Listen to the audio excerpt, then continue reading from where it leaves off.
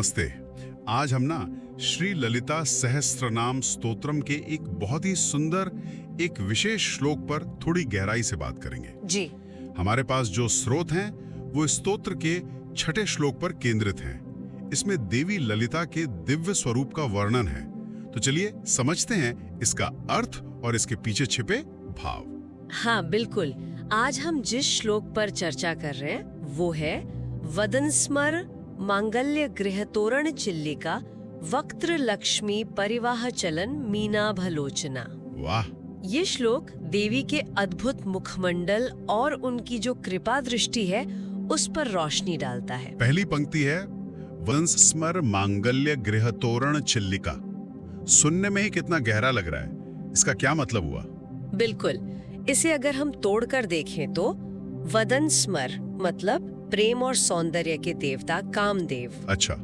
मांगल्य गृह यानी उनका मंगलमय घर, और तोरण चिल्लिका वो हुआ घर के द्वार पर लगी सुंदर सजावट, जैसे वंदनवार होती है ना। हाँ। तो इसका अर्थ हुआ कि देवी का मुख मानो कामदेव के उस शुभ घर का सजा हुआ प्रवेश द्वार, वो तोरण है। अच्छा। जो दिव्यता और परम सौंदर्य की ओर ले जाता है। जैसे घर के बाहर हम तोरण लगाते हैं शुभता के लिए, बिल्कुल वैसे ही देवी का मुख दर्शन वो अपने आप में ही मंगलकारी है। भक्त के जीवन में शुभता लाता है। तो ये सिर्फ बाहरी सुंदरता की बात नहीं है, ये एक तरह से दिव्यता और शुभता का निमंत्रण है। और ये चिल्लिका, आपने कहा सजावट, ये क्या दर्शाता है? हाँ, वो चिल्लिका मतलब देवी की भौहें हैं। वो उस दिव्य मुख रूपी द्वार को और भी आकर्षक और शुभ बनाती है। अब देखिए कितनी बारीकियां हैं वर्णन में। कमाल है, बहुत खूब। अब दूसरी पंक्ति पर आते हैं वक्त्र लक्ष्मी परिवाह चलन मीना भ लोचना। यहाँ आंखों की बात हो रही है ना? सही कहा।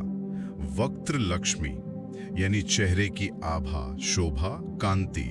परिवाह मतलब निरंतर प्रवाह, एक धारा की तरह बहना। और चलन मीनाभा लोचना मतलब चलती हुई मछली जैसी आंखों वाली। तो उनकी आंखें ऐसी हैं जैसे चेहरे की सुंदरता और कृपा की जो नदी बह रही है उसमें तैरती हुई मछलियां हो। मछली जैसी आंखें, ये उपमा तो बहुत रोचक है ना? क्या इसका मतलब सिर्फ आंखों की चंचलता है या फिर इसमें कुछ और गहरा अर्थ छिपा है? हाँ, इसमें एक बहुत गहरा और महत्वपूर्ण अर्थ है। देखिए, मछली की एक खासियत होती है, वो कभी पलकें नहीं झपकाती। अच्छा। हाँ, उनकी आंखें हमेशा खुली रहती हैं। तो इसी तरह देवी की जो कृपा दृष्टि है वो अपने भक्तों पर हमेशा बिना रुके बनी रहती है। वाह! हर पल, हर स्थिति में ये उनकी निरंतर अटूट करुणा का प्रतीक है। अच्छा। तो ये हमेशा खुली आंखें सिर्फ देखने के लिए नहीं, बल्कि उनकी अटूट कृपा को दर्शाने के लिए हैं। ये विचार तो बहुत बहुत सुकून देता है कि उनकी नजर हमेशा हम पर है। बिल्कुल। और ये दृष्टि बिना किसी भेदभाव के सब पर समान रूप से बरसती है। उनकी आंखों से सिर्फ सौंदर्य ही नहीं, बल्कि लक्ष्मी यानी कृपा और ऐश्वर्य, उसका भी निरंतर प्रवाह होता रहता है। अच्छा। इसीलिए वक्त्र लक्ष्मी परिवाह कहा गया है। उनके चेहरे की जो आभा है उसका प्रवाह जैसे आंखों से हो रहा है। तो ये श्लोक बाहरी सौंदर्य से शुरू होकर आंतरिक और आध्यात्मिक गुणों तक पहुंचता है, जैसे मंगलकारी होना और ये निरंतर कृपा बनाए रखना।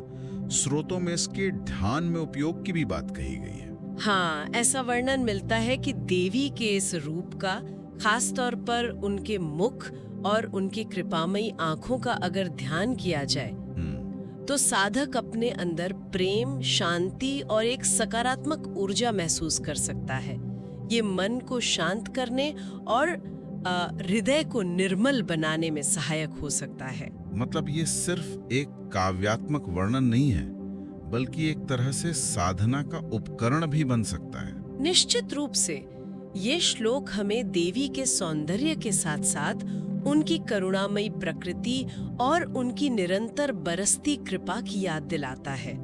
बाहरी रूप और आंतरिक तत्व का एक बहुत ही सुंदर संगम है ये।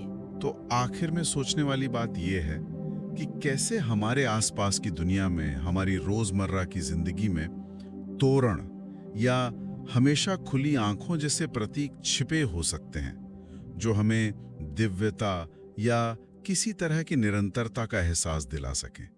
इस पर विचार कीजिएगा।